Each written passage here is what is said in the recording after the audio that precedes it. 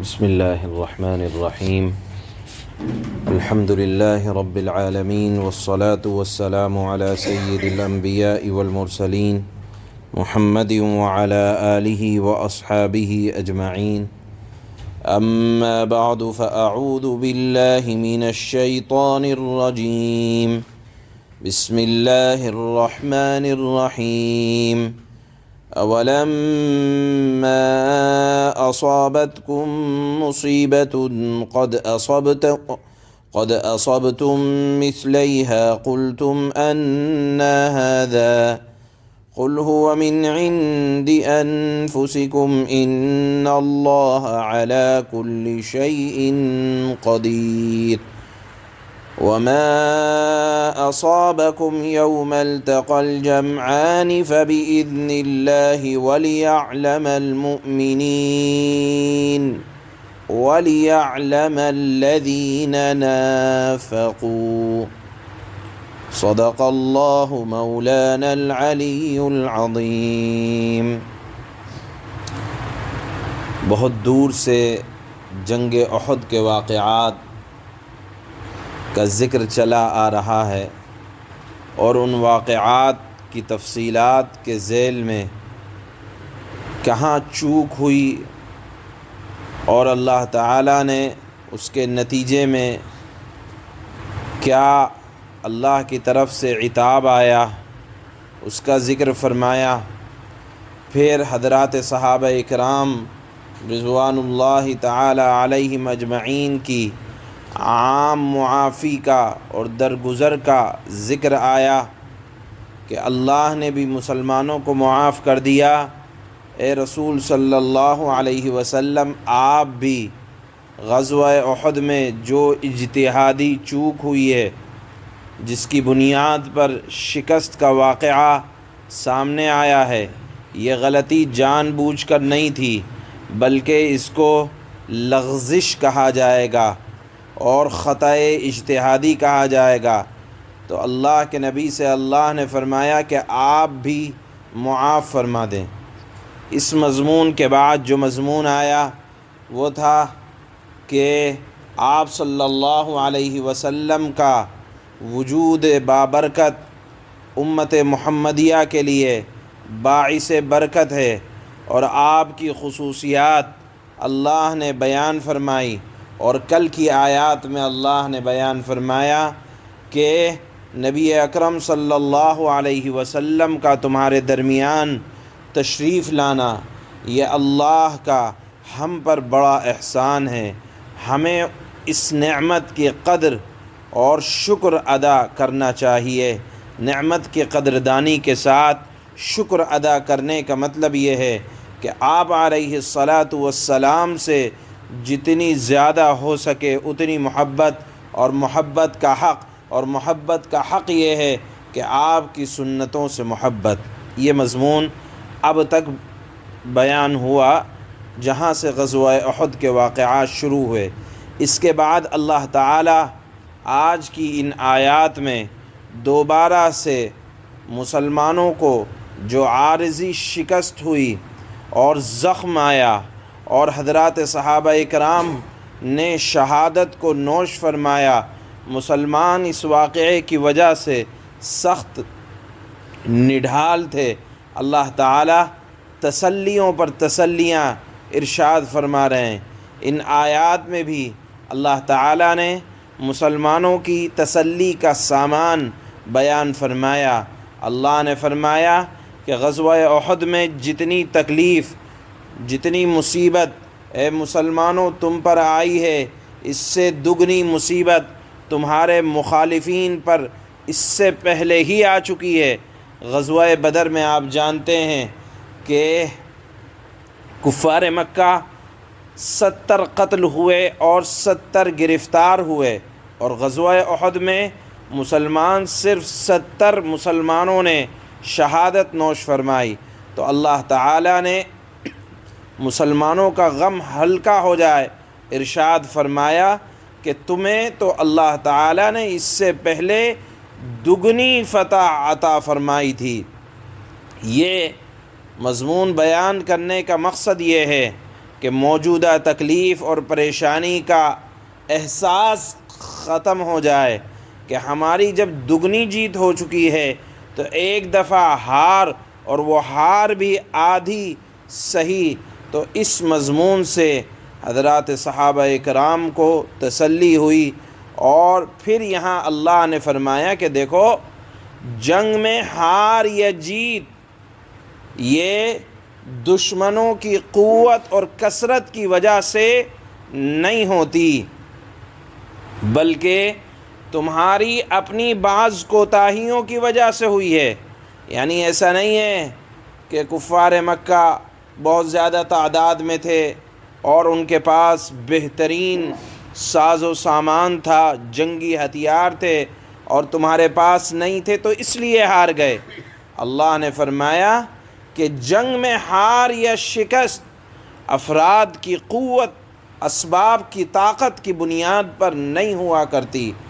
یہ مثال جو اللہ نے یہاں ارشاد فرمائی ہے، ہم یہ مثال 1400 سال سے اب تک آپ دیکھیں، جہاں بھی اسلامی جنگیں ہوئی ہیں اور جہاں بھی فتوحات ہوئی ہیں، ہم کھلی آنکھوں دیکھتے ہیں کہ اگر جنگ میں فتح و نصرت افراد کی کثرت اور قوت پر ہوتی تو افغانستان آج شکست نہ کھاتا، بلکہ آپ دیکھ رہے ہیں کہ وہاں سے افراد کی طاقت والے وہاں سے گئے ہیں۔ معلوم یہ ہوا کہ فتح و نصرت یہ اللہ تعالیٰ کی طرف سے ایک عنایت ہوا کرتی ہے۔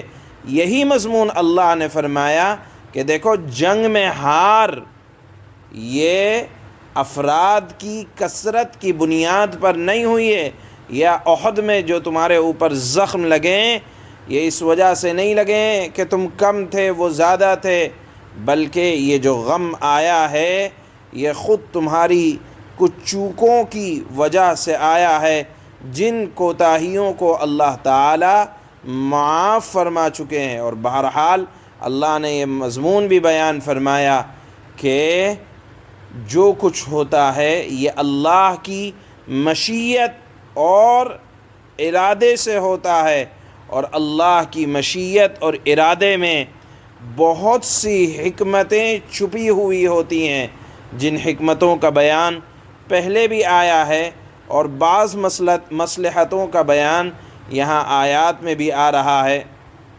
مثال کے طور پر ایک حکمت اور مصلحت یہ بھی رہی ہوگی کہ اللہ تعالیٰ قیامت تک آنے والے ہر انسان کو یہ تعلیم دینا چاہتے ہیں کہ دیکھو، غزوہ احد میں حضرات صحابہ اللہ کے نبی پر جان چھڑکنے والے تھے، لیکن کہتے ہیں کہ خواص کی چوک کی سزا بھی بڑی ہوا کرتی ہے، لہذا وہ چوک ہوئی، سزا اور انجام بھی بڑا اس کا خمیازہ بھگتنا پڑا۔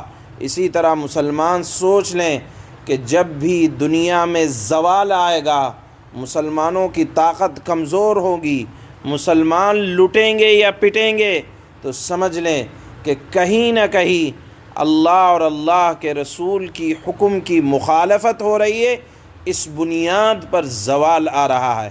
بہرحال یہ مضمون اللہ نے یہاں بیان فرمایا کہ وَمَا أَصَابَكُمْ قُلْ هُوَ مِنْ عِنْدِ أَنفُسِكُمْ، جب زوال آئے گا تو کہیں نہ کہیں تمہاری طرف سے چوک ہوگی، اور اس چوک میں بہرحال حضرات صحابہ کی اس چوک میں اللہ نے فرمایا کہ بہت سی حکمتیں ہیں، اور اللہ تعالیٰ یہ بھی دکھلانا چاہتے تھے کہ اس سے پہلے غزوہ احد سے پہلے مسلمان اور منافق یا منافق مسلمانوں کے ساتھ ملے جلے رہتے تھے اور اپنے آپ کو مسلمان ظاہر کرتے، لیکن دلوں میں نفاق چھپا رہتا۔ جب اللہ کے نبی نے احد میں جانے کا ارادہ ظاہر فرمایا تو مسلمانوں کو بہکانے لگے منافق کہ باہر نکل کر لڑنا تو موت کے منہ میں جانا ہے، کہنے لگے یہیں اندر شہر میں رہ کر مقابلہ کریں گے، اور مسلمانوں سے کہا کہ تم حضرت محمد صلی اللہ علیہ وسلم کے ساتھ جا رہے ہو، ہم نہیں جائیں گے، اس لیے کہ تم یہ موت کے منہ میں دھکیلنے کے لیے لے جا رہے ہیں۔ تو اللہ نے فرمایا وَلِيَعْلَمَ الْمُؤْمِنِينَ وَلِيَعْلَمَ الَّذِينَ نَافَقُوا، اللہ تعالیٰ نے مؤمنوں کو بھی دیکھ لیا کہ ان کی استقامت اللہ کے نبی کے ساتھ کیسی تھی، اور ان لوگوں کو بھی جنہوں نے نفاق کا برتاؤ کیا۔ گویا کہ غزوہ احد منافقین اور مؤمنین کے درمیان ایک حد فاصل پہچان کرانے والی جنگ رہی ہے۔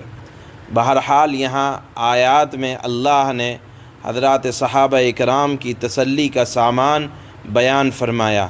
حضرات حکیم الامت حضرت تھانوی نور اللہ مرقدہ نے ان آیات کے تحت لکھا ہے کہ دیکھو حضرات صحابہ سے چوک ہوئی، اللہ تعالیٰ نے معاف فرمایا، تسلی دی، بار بار ان کو تسلی دی کہ پریشان ہونے کی ضرورت نہیں ہے، اگر تمہارے اوپر تکلیف آئی تو اس سے زیادہ ان کے اوپر تکلیف آئی ہے، غم کرنے کی ضرورت نہیں ہے۔